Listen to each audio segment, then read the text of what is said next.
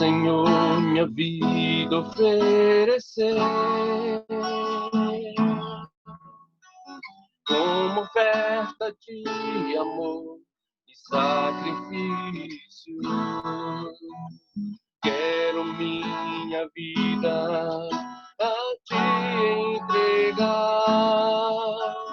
como oferta viva em teu altar.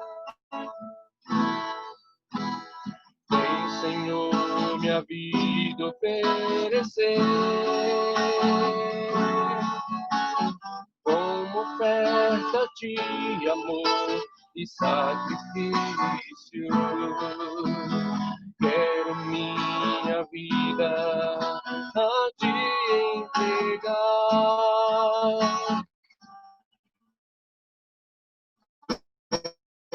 como oferta viva em teu amor pra te adorar.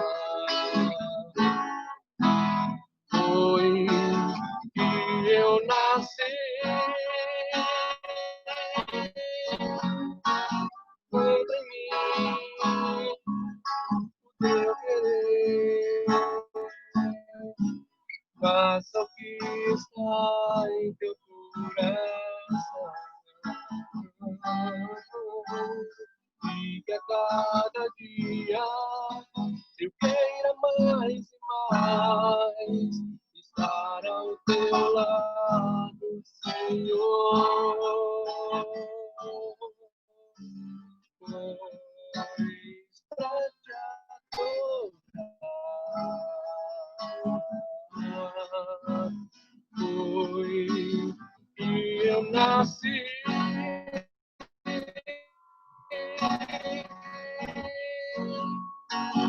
Foi pra mim o teu querer. Faça o que está em teu coração e que a cada dia eu queira mais e mais estar ao teu lado, estar ao teu lado, estar ao teu lado, Senhor.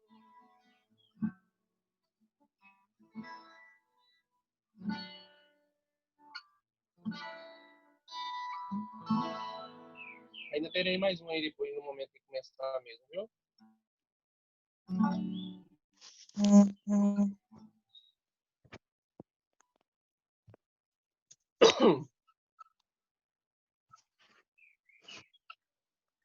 Bom dia a todos, que a paz do Senhor continue brilhando sobre nossas vidas. Convido os amados a abrir suas Bíblias no primeiro livro de Samuel, texto da nossa reflexão dessa manhã, já direto à nossa reflexão. Primeiro livro de Samuel, capítulo 25. Falaremos do seguinte tema hoje pela manhã: reagindo a humilhante frustração. Reagindo a humilhante frustração. Sempre o ser humano lida com isso, né? De como reagir a coisas que o frustram no seu dia a dia, trabalho, família, dentre muitas outras coisas, né? E esse texto, ele toca muito nessa parte. Faremos 2 blocos desse texto, irmãos. Hoje, domingo, dia 14 de junho, e no outro domingo que vem, nós fecharemos esse texto para não ficar muito longo, ok? Então, faremos 2 blocos, a primeira parte hoje, a segunda e última parte domingo que vem pela manhã.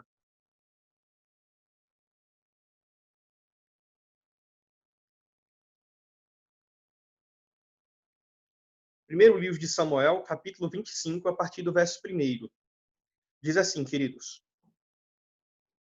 Faleceu Samuel, todos os filhos de Israel se ajuntaram e o prantearam, e o sepultaram na sua casa, em Ramá. Davi se levantou e desceu ao deserto de Parã. Havia um homem em Maom, que tinha as suas possessões no Carmelo, homem abastado, tinha 3.000 ovelhas e 1.000 cabras, e estava tosqueando as suas ovelhas no Carmelo. Nabal era o nome deste homem, e Abigail, o de sua mulher. Esta era sensata e formosa, porém o homem era duro e maligno em todo o seu trato. Era ele da casa de Calebe. Ouvindo Davi no deserto que Nabal tosqueava as suas ovelhas, enviou 10 moços e lhes disse: Subi ao Carmelo, ide a Nabal, perguntai-lhe em meu nome, como está? Direis àquele próspero, paz seja contigo, e tenha paz a tua casa, e tudo o que possuis, tenha paz.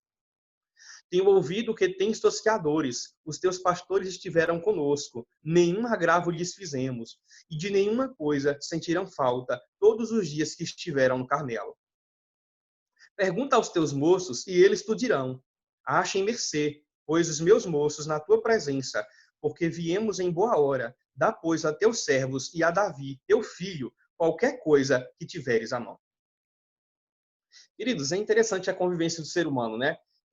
Todo bairro que morarmos, toda cidade que morarmos, sempre em alguma situação você pode precisar do seu vizinho. Pode ser ele a pessoa, desculpa a expressão, a pessoa mais chata, mais bruta do bairro, você é vulnerável a precisar dele.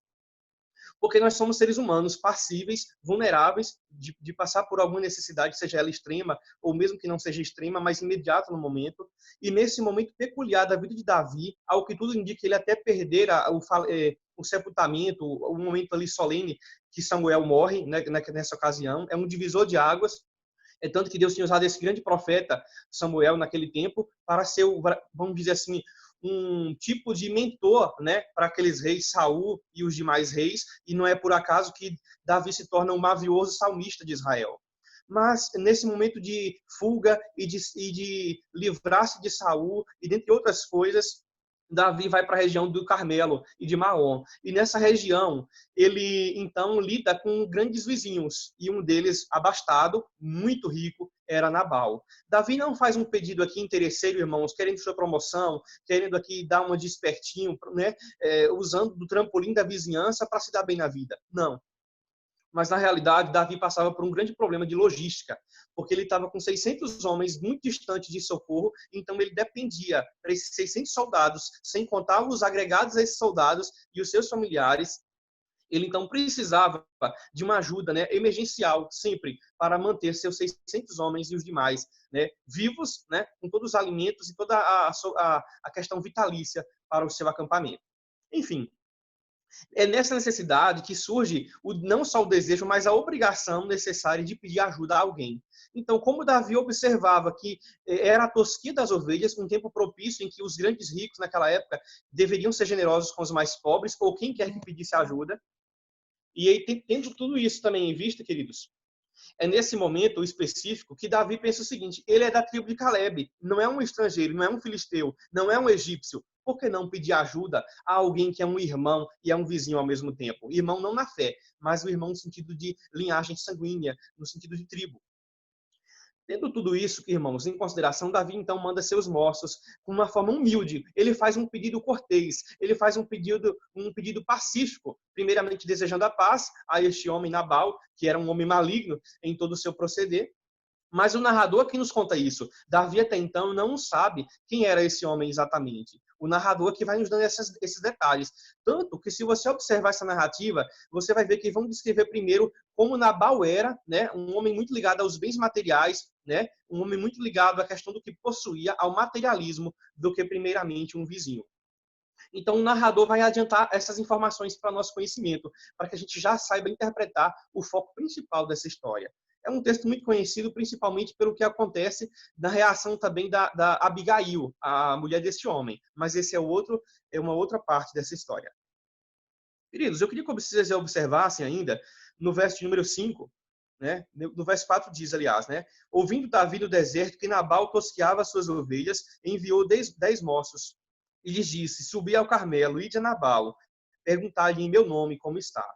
Depois disso, nós lemos aqui já que ele vai dizer a paz, né? Seja próspera na tua vida, na tua casa, que é uma forma de saudação, desejando a bênção de Deus para aquele vizinho. Pense aí, se tem um vizinho que tem vergonha de pedir um açúcar, de pedir um café emprestado, imagine agora pedir um alimento para uma população inteira, praticamente, de 600 homens. Por mais que ele sabia que Nabal tinha muito mais do que isso, ele estava pedindo para alguém que tinha muito mais do que isso para oferecer. Mas às vezes nós somos muito realmente assim, a gente sabe que nós vivemos num mundo capitalista, né, essa influência da questão do material, mas às vezes a gente tem alguns orgulhos. Davi aqui já mostra que ele não titubeou em pedir ajuda porque necessitava. Não é o nosso foco principal, mas aqui mostrou Davi sendo humilde. Ele faz um pedido humilde, ele expõe sua necessidade e ele não leva em conta se iriam afamar ele, difamar. E isso tem um grande princípio na vida cristã.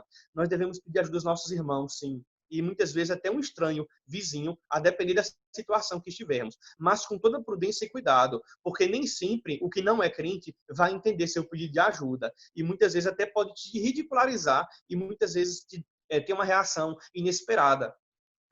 É claro que ajuda simples, como empurrar um carro na rua. Você que pode ter um carro velho ou novo, seu carro é vulnerável, a bateria dele arriar, você pode passar por algum transtorno. Né? De repente, uma mulher está subindo uma ladeira aqui no Cabo Sul, quebra o salto, enfim, e aí tem que precisar de alguém para ajudar, né? Aqueles que andam de certa forma nesse sentido. E, enfim, o que ocorre? Todos nós passamos por questões simples, das mais simples até as mais graves, como o alimento propriamente dito, que é o caso do texto, e aí nós temos que vencer o orgulho, vencer a timidez e pedir aquilo que precisamos. Isso é bem claro no texto. Agora, observe comigo a reação a esse pedido que Davi fez, tão confiante. Davi faz um pedido confiante, uma expectativa, irmãos, alegre de que ele iria receber algo, porque era alguém da tribo de Caleb, como já dissemos, era alguém próximo dele e mais. A própria prosperidade desse homem era um fator resultante de Davi não ter agravado nenhum relacionamento incorreto com esse homem. De que maneira? Naquele tempo, os nômades às vezes eram invasores de terras alheias. Os homens de Davi respeitavam o direito de propriedade desse homem. Então, uma das questões por que ele estava crescendo nessa região é porque tinham vizinhos honestos, vizinhos leais. Então, nada mais justo do que ajudar um bom vizinho, não é verdade? Mas vamos ver se tudo isso é o que parece, à luz do texto. Diz o verso de número 9 no final, né? Chegando, pois, os moços de Davi e tendo falado a Nabal todas essas palavras, em nome de Davi, aguardaram. Ficaram na expectativa de que resposta teriam. Agora nós vamos ver a resposta de Nabal. Se for uma resposta pacífica, legal, ou se for uma resposta humilhante e insultante. Vamos lá? Verso 10. Respondeu Nabal aos moços de Davi e disse: quem é Davi e quem é o filho de Jessé? Muitos são hoje em dia os servos que fogem ao seu senhor.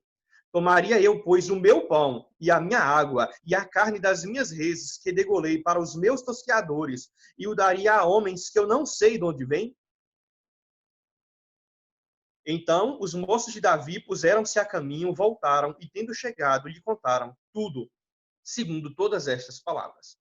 Eles, a primeira parte dessa resposta aqui de Nabal, o homem vizinho aqui, rico, abastado de rico, mostrou que ele tinha um coração ruim, rude, um homem tosco, né, grosseiro, mas, sobretudo, vocês percebem que tudo ele usa na primeira pessoa. Ele poderia apenas dizer, olha, eu não confio em Davi, não sei quem é, não posso dar nada. Mas veja que ele cria uma teologia do eu, né? A teologia do ego. Né? Minhas reses, meu gado, meu mantimento. Então, isso nos leva a pensar, como diz Richard Phillips, interpretando esse texto, como o próprio Jesus também interpreta aquela parábola lá em Lucas 12, do homem fazendeiro, que disse, né, derrubarei os meus celeiros, né, reconstruí-los maiores, para caber todos os mantimentos, e direi à minha alma, come, bebe, regala-te. E Jesus, não obstante, diz, louco, esta noite pedirão conta de tua alma. O que tens preparado? Para quem será? Esse é o que entesoura para si mesmo e não para Deus. Lucas 12, verso 18 e 19. Esse texto é muito pertinente nessa palavra, nesse texto que estamos vendo também, irmãos, porque ele traz uma luz, né, de mostrar uma alusão bem clara. De maneira que tem muitas pessoas que elas se tornam tão possessivas pelo que elas têm, que elas se identificam pelos bens que elas têm e não pela ajuda ao próximo. Esse homem nada tinha aprendido com Caleb, né? Que era, vamos dizer assim, um certo líder do seu clã. Esse homem nada tinha aprendido com homens que serviram a Josué no tempo da divisão das tribos. Esse homem era um homem obstinado e, por isso, ele negou a ajuda. E não só negou a ajuda, tá? Ele podia dizer, olha, não posso ajudar. Quando você pede ajuda a um estranho e ele diz não, você até entende. Mas uma pessoa que era de uma tribo vizinha, e ainda agora, o pior não foi nem a recusa da ajuda. Ele agora levanta falsas acusações. contra Davi. É verdade que Davi teve um embate com Saul e em certos momentos fugiu, mas não que Davi estava fugindo por estar errado. Então ele levanta uma teologia de, opa, quem é você? Você é um covardezinho. É como se ele dissesse, você é um Zé Ninguém na vida. Então Davi, de um pedido cheio de expectativa, recebe uma humilhação frustrante, resultante de um homem com coração vil. E aí o texto ainda diz, né? Muitos são hoje em dia os servos que fogem ao seu senhor. Aqui ele está acusando Davi, e depois ele diz, quem é Davi? Esse quem é aqui pode ser tomado de forma irônica, dá a entender que ele sabia quem era Davi, pelo que ele comenta posteriormente, mas ele quer dizer o seguinte, quem é esse rapazinho? Quem é essa pessoa? É como se ele dissesse, irmão, desculpa a expressão, como algumas pessoas, quem é esse moleque? Se fosse nos nossos dias. Mas veja, Davi pediu ajuda. Ele não estava preocupado em mostrar quem ele era, embora as pessoas devem saber quem são na questão de ajudar. Mas o grande fato, irmãos, é que Nabal, motivado pelo seu ego, pelo materialismo, ele recusa e ainda levanta injúria e insulta a vida de Davi, ao ridículo. Agora, sobretudo, eu quero falar do que Deus mais colocou no meu coração à luz desse texto. Como Davi vai reagir a essa frustração humilhante? Davi estava preparado do mesmo modo, do mesmo modo com quanto esteve com Saul na caverna, quando ele teve a chance de um embate, ele até de vencer Saul, mas ele, como um homem de Deus, um homem que prefere a paz, ele resistiu àquele momento difícil e superou. Vamos ver então como Davi aqui lida com uma afronta, ou melhor, com uma frustração vinda agora de um homem vil, vindo de um vizinho, mas que não era um ungido do Senhor, propriamente dito. Verso 12 diz, né? Já lemos, aliás, é o verso 13. Pelo que disse Davi aos seus homens, cada um cinja a sua espada, e cada um cingiu a sua espada, e também Davi a sua. Subiram após Davi uns 400 homens, e 200 ficaram com a bagagem. Queridos, Davi, ele, movido por ressentimento, movido pela afronta, pelo insulto, ele não pensou duas vezes em não ir vingar-se, ou em querer vingar-se desse ultraje, ou melhor, desse momento tenso que lhe sobreveio. E esse texto quer mostrar para nós, dentre de muitas coisas, que Davi aqui não estava preparado para lidar com esse estrangeiro, com quanto estava com Saul, seu sogro, naquela ocasião, ou de outrora, no capítulo anterior. Isso vai nos mostrar, irmãos, que Davi certamente afrouxou suas mãos no sentido de fé, no sentido de não depender de Deus, como dependeu da situação de Saul. Talvez ele baixou um pouco a guarda, não vigiou tanto quanto deveria, e o seu coração se inflamou, o pecado tomou conta, e assim é comigo e com você. Quando não pensamos em um momento apropriado, quando não consideramos a grandeza de Deus, quando não voltamos nossos olhos para o Senhor e Redentor de nossas vidas, costumeiramente nós tendemos a baixar a guarda e, de repente, quando nós menos pensamos, eu e você podemos, no trânsito, num simples fechada que alguém nos der, falar algum palavrãozinho, mesmo que não falemos verbalmente, mas imaginar, nossa, essa pessoa fez isso comigo, né? Quem trabalha no trânsito todos os dias aí, tem o André que trabalha, né? Sabe o que estou falando, né? Há sempre as pessoas, às vezes a gente erra também, a gente tem que falar disso, mas às vezes as pessoas fecham a gente no trânsito e ainda xingam a gente. E às vezes é difícil você lidar com isso todo dia e vai amontoando como se fosse uma brasa viva, querendo tomar conta da mente e do seu cérebro. E, claro, você pode ser a pessoa mais pacífica nesse mundo. Algum momento na sua família, na sua igreja, no seu bairro, na sua vizinhança, você vai lidar com frustrações humilhantes. Mas a grande questão é como está o seu coração para lidar com frustrações que te humilhem, que humilhem sua família. Porque a frustração que veio ao coração de Davi humilhou a tal ponto que expôs até sua família, pela perspectiva de Nabal. Davi não estava sendo difamado no sentido, Davi não foi difamado porque ele não estava com nada de errado, mas aos olhos de Nabal, ele foi sim humilhado e zombado. Queridos, e é nessa perspectiva também que, se no trânsito, que é uma coisa bem simples, embora pode causar até grandes tragédias se não tivermos cuidado, mas a grande questão é, imagine relacionamentos interpessoais, cônjuges, criação dos filhos, ou dos pais para com os filhos, né? A questão do cuidado, do zelo, a reciprocidade. Veja bem, muitas vezes, mesmo em família, nós podemos correr o risco de não estarmos atentos a algumas questões, não vigiarmos, baixarmos a guarda em alguma situação e, de repente, quando você menos espera, o seu coração já xingou, desculpa a expressão, o seu coração já se moveu com tanta ira por alguma coisa que quando você menos espera, você já falou uma palavra impensada, você sem querer trouxe uma palavra que por mais que não foi um palavrão, por mais que não foi algo tão forte ou vulgar, mas ela foi inconveniente, ela foi impensada, movida pela ira, pela situação de achar que você foi humilhado, e sem contar que muitas vezes interpretamos de forma errado a realidade a qual nos acomete. Davi era um homem de Deus, um homem segundo o coração de Deus, mas era tão pecador quanto eu e você o somos. Mas é nessa perspectiva, irmãos, que Davi, então, movido por esse senso de vingança, um coração ressentido, aqui também tem outro princípio. Quando tomamos decisões com o coração ressentido, não presta. Negócio não vai bem, não. O resultado é perca total, pode ter certeza. Se Deus não tiver misericórdia, o resultado é perca total. Pode ter certeza disso. Quando tomamos decisões com o coração ressentido, movido pelo desejo de vingança, e não colocamos a causa da vingança no Deus que pode sim intervir, porque Deus mesmo diz, a vingança pertence a Ele. Né? Por mais que isso pareça duro e pesado, Jesus, o mesmo Deus que amou em Jesus Cristo, Ele também é juízo, Ele é justiça. Não podemos só pregar flores e maresia de coisas boas. A verdade tem que ser dita. Mas Davi, então, ele quis ser o juiz, o advogado próprio de sua causa, de maneira que ele achou que a violência era a arma aliada para vencer esse momento. De maneira que ele cingiu da sua espada com seus homens e foram de encontro com um único propósito: destruir Nabal e toda a sua família, porque foram grandemente insultados. Vamos ver de forma rápida agora o ensejo do que vamos falar semana que vem, né? Do verso 14 ao 17, vamos ver brevemente como aqui Deus vai começar a levantar algo para tirar essa cegueira de Davi, ok? Verso 14 a 17. Nesse meio tempo, um dentre os moços de Nabal o anunciou a Abigail, mulher deste, dizendo: Davi enviou do deserto mensageiros a saudar a nosso Senhor, porém este disparatou com eles. Aqueles homens, porém, nos têm sido muito bons e nunca fomos agravados por eles, e de nenhuma coisa sentimos falta em todos os dias de nosso trato com eles, quando estávamos no campo. De muro em redor nos serviram, tanto de dia como de noite, todos os dias que estivemos com eles, apacentando as ovelhas. Agora, pois, considera e vê o que hás de fazer, porque já o mal está de fato determinado contra o nosso Senhor e contra toda a sua casa. E ele é filho de Belial, a ideia de filho de um maligno, né? De uma pessoa maligna, essa é a ideia de Belial. E não há quem lhe possa falar.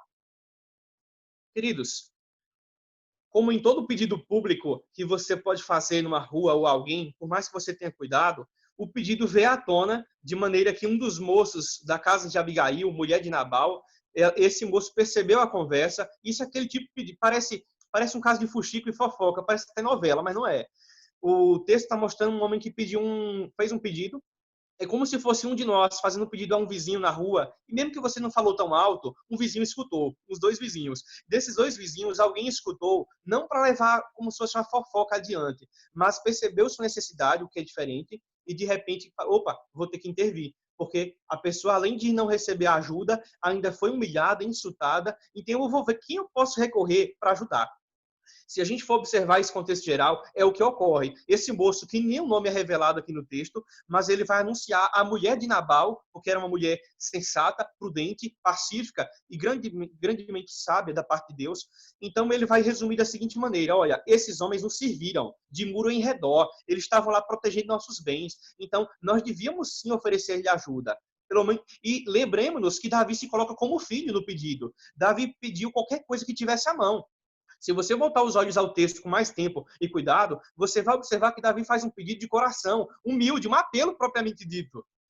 Mas, não obstante a todo o apelo humilde, cortês, pacífico, como vocês já viram, o resultado fora, né, um insulto. E diante disso, Davi então se arma com seus homens para matar, aniquilar, destruir totalmente a esse povo de Nabal. E é nesse meio tempo que surge esse moço que falamos aqui agora, notificando isso à esposa de Nabal, porque ele sabia que a esposa desse homem era diferente dele. É tanto que alguns estudiosos acham que a única motivo de Abigail, uma mulher justa e super gente boa, ter se casado com esse homem, deve ter sido por algum interesse familiar, de questão política dos seus pais, né, e questões de herança familiar, por ela ser esposa desse homem. Mas isso não vem ao caso, não é o mais importante. Finalizando, queridos, Deus começa então a vislumbrar, dar um toque de doçura da sua graça, usando a vida desse moço para transmitir a notícia a quem deveria chegar. Isso mostra que muitas vezes, numa necessidade, a gente tem que pedir a quem está próximo, mas em algumas situações é melhor a gente se informar, né? É melhor a gente ter cuidado a quem pedir algo. Claro que a gente não está livre, né? Em alguma situação de pedir socorro em alguma área de nossa vida a alguém, devemos pedir ajuda, mas devemos também ter cuidado, né? Mas o maior perigo não é nem a quem pedimos ajuda, é como o nosso coração vai reagir de maneira que ele está preparado para lidar com o que pode acometer a nossa vida. Por último, nesse dia de hoje, o verso número 17 diz, né? Agora, pois, considera e vê o que hás de fazer, porque já o mal está de fato determinado contra o nosso Senhor.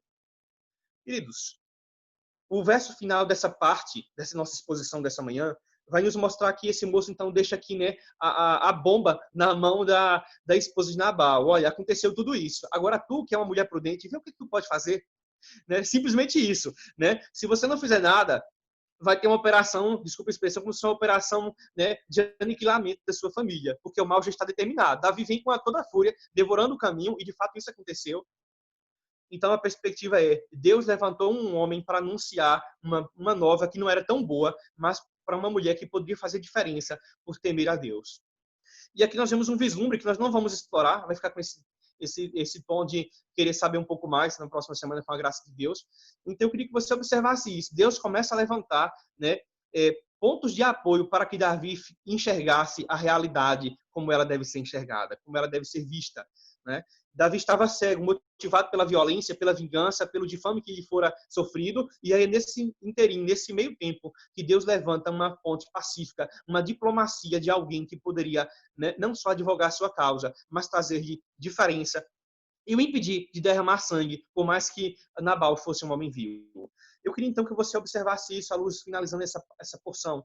O que nós temos feito quando frustrações humilhantes batem na nossa porta, na nossa casa, na nossa família, na nossa igreja, no nosso presbitério, na nossa vizinhança, enfim, como você tem lidado com aquilo que frustra o seu coração? E melhor ainda, e mais profundo, como já falamos, como está o seu coração diante daquele que o protege, diante daquele que é o dono da nossa vida, da nossa mente, como a palavra de Deus tem sido um manancial de bênção, tem sido um norteador, e mais do que um norteador, uma força revitalizadora de sua vida. Que cada dia mais, irmãos, nos apropriamos de não baixar a guarda, de continuar dependendo de Deus. Porque, como dizia a W. Pink, todo coração só é sustentado pela força da mão de Deus. E qualquer um de nós somos propensos e vacilantes a cair quando baixamos a guarda. Né? Que Deus, então, abençoe esse primeiro bloco que falamos aqui, né, do pedido humilde de Davi, do pedido pacífico, mas da resposta também, né, que foram um tanto quanto insultante e humilhante que ele recebeu. Seu coração não estava preparado, mas Deus começa a trazer um vislumbre de paz e graça nessa situação, trazendo Abigail como uma figura de uma diplomacia e de uma prudência tremendamente importante. Amém? Que Deus abençoe cada um de nós nessa manhã, nesse dia, e semana que vem continuamos um pouco mais falando desse texto. Deus abençoe a todos, em nome de Jesus. Agora vamos para o nosso momento de agradecimentos e pedidos mais particular aqui. Interessante que nesse texto aí, eu acho que Davi ainda não era rei, né? Não tinha se tornado rei ainda. Tá? Já era escolhido por Deus, mas ainda não tinha tomado posse, né? E estava no início da sua caminhada.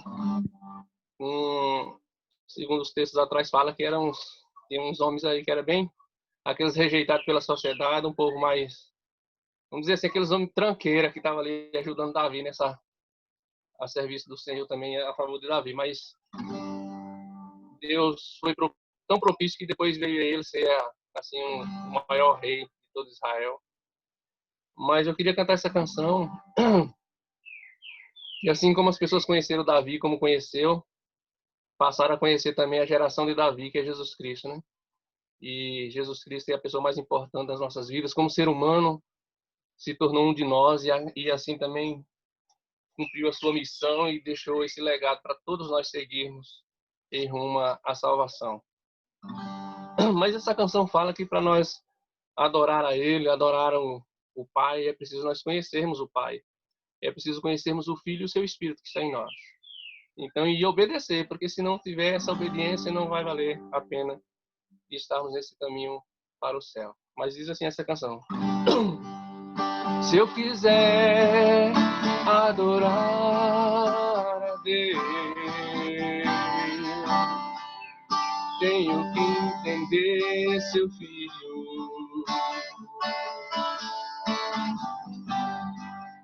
Se eu quiser adorar a Deus,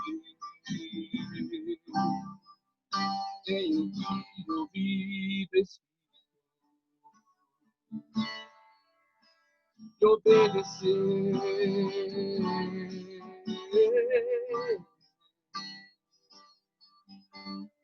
E obedecer.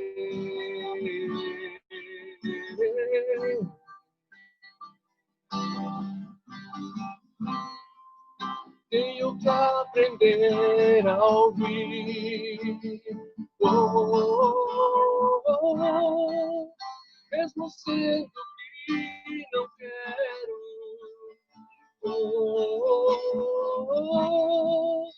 E ainda assim abrir os meus lábios para adorar. Para adorar, para adorar, para adorar, para adorar, para adorar, para adorar, para adorar.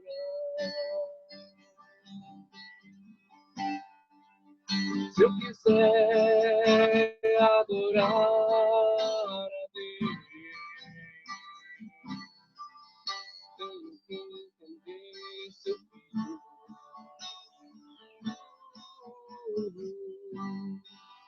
Se eu quiser adorar a Deus, tenho que ouvir esse filho. E obedecer.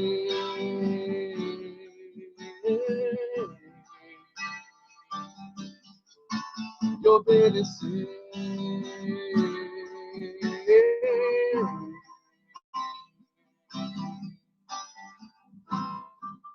Tenho que aprender a ouvir.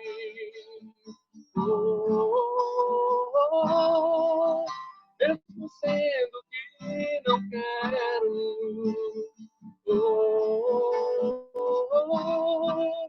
E ainda assim abrir os meus lábios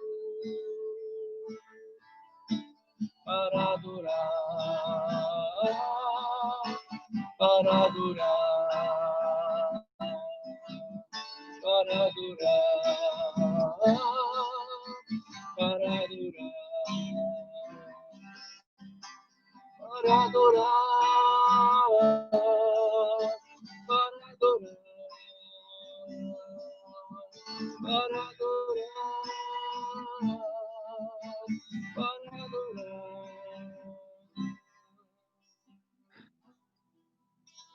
Amém. Que Deus possa nos ministrar o coração através da letra dessa canção. Para nós adorarmos o Pai, nós precisamos entender e obedecer o Filho. Obedecemos pela palavra que ouvimos e assim tomamos, então, no nosso coração a quietação de ouvir a voz do Senhor falar fortemente as nossas vidas. Que Deus abençoe.